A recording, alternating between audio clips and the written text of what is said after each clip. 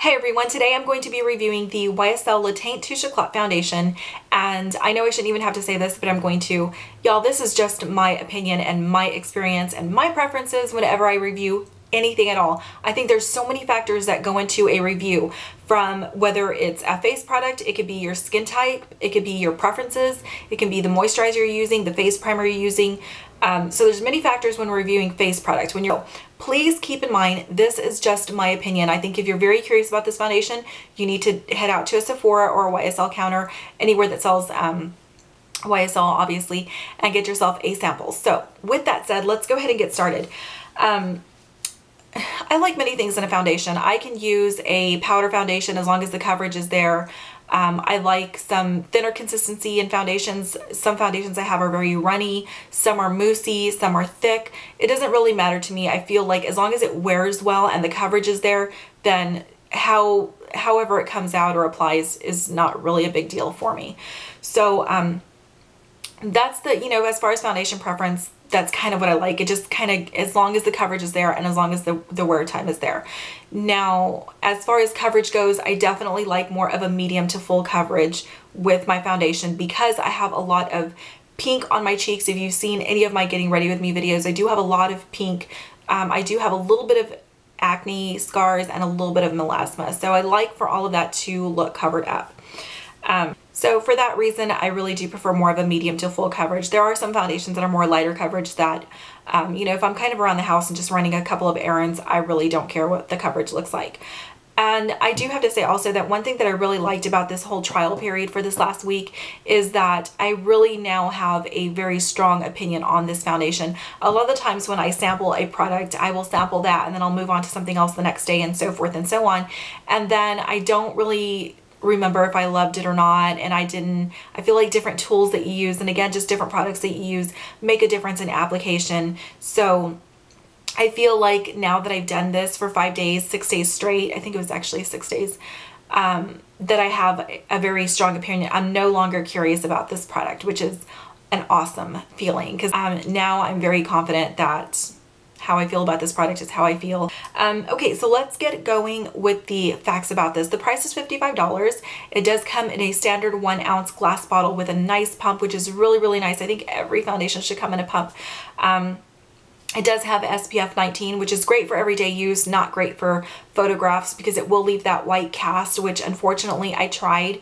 I took some pictures with my camera and it definitely left the white cast. So great for everyday, but if you're going to be taking pictures or somebody's going to be taking pictures of you, I would not recommend it. It did receive 4.5 stars out of 5 on the Sephora website, which is great. It had great reviews. It had great ratings. There's also 16 shades available in this foundation, which is a really, really good range. My shade is B30, which is beige 30. And just for reference, in MAC, I'm about an NC 25 right now. Sometimes I'm an NC 30. If I'm really tan, I'm an NC 35. But right now I'm about an NC 25. And again, in YSL, I'm a B30. The consistency is very, very runny. So it's not moussey, it's not thick, it's very runny, it's very light. I would compare the consistency to that of Bobbi Brown's Skin Foundation. So if you've ever tried Bobbi Brown's Skin Foundation, that's exactly what the consistency is like. So knowing that, some of you may not like that consistency and you may already know this foundation's not for you. Again, I really don't care as long as the coverage is there and the wear time is there. As far as the coverage goes, I personally found this to be more of a light medium coverage.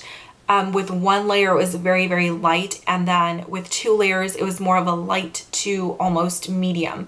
And again, this was with every single tool that I used, different primers that I used. I just found that a lot of my the pink on my cheeks was still peeking through. It didn't give my face a flawless finish like I would have liked it to. Okay, and as far as the wear goes with touch-ups and things of that nature, I unfortunately had to touch up, especially in my T-zone. As I've told you before, I'm more oily in my T-zone and right here in this area. So a couple hours in, I would notice that I was a little bit oily. So let me go into the pros and the cons really quick. The pros, it has a really nice scent. It's a very light, feminine scent, very Chanel-esque. But what I like about the scent is that it doesn't linger throughout the day. I don't want people to be smelling my foundation on me. I want them to smell my perfume and my body mist.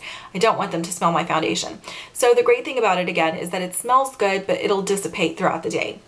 I love the fact that it has a pump. Again, I think every foundation should come in a pump just because it's very, very convenient. It was not heavy at all. It was a very light feeling foundation, so no heaviness. It wasn't cakey, nothing like that. The SPF 19 is a really, really good benefit to have to your foundation.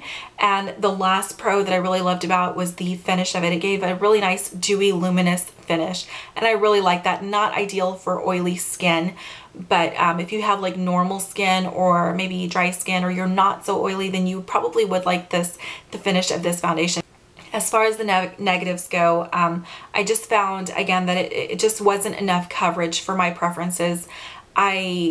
After 2 layers, if the pinkness in my cheeks is still showing through, there is a problem. I don't want to have to apply 3 or 4 layers of foundation. That's a little bit much. I feel like if I had to do that to get that kind of coverage, I should be using a full coverage foundation like Estee Lauder Double Wear or the Kat Von D Lock-It foundation. So for me to have to layer like 4 times to get full coverage is a no-no. So 2 layers, pink showing through, not cute. I don't think that's cute at all. I also found that it wasn't blending very well. I feel like when I buffed it in, you could still see a lot of the streak marks. I felt like it was clinging to my skin. I found like this foundation was extremely similar to the Makeup Forever HD foundation. So that's another thing to keep in mind. If you like the Makeup Forever HD, you're probably gonna love this one. I don't like Makeup Forever HD. So I just found like it was very clingy and just not blending into my skin. It wasn't melting into my skin. You could still see the lines there.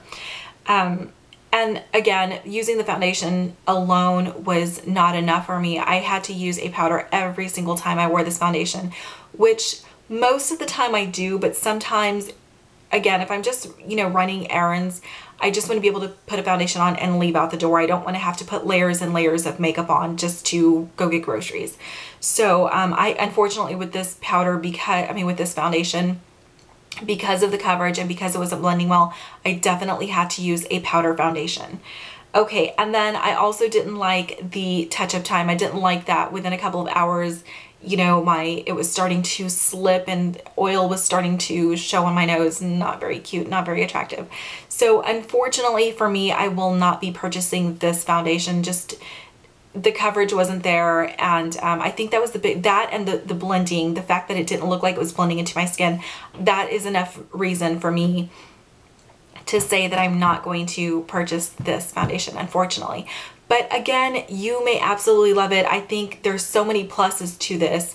And again, if you like the Makeup Forever HD, you're probably gonna love this, but it wasn't for me. So I hope that you found this helpful. If there's anything that I left out or you have any questions or comments, please be sure to leave them down below for me. And this week I will be trying another foundation, then I'll review that and have that up for you on Friday. I was a little delayed on this one because of the Thanksgiving holiday, but anyway, I hope that you found it helpful, and I will see you in the next video. Have a great day or night. Bye.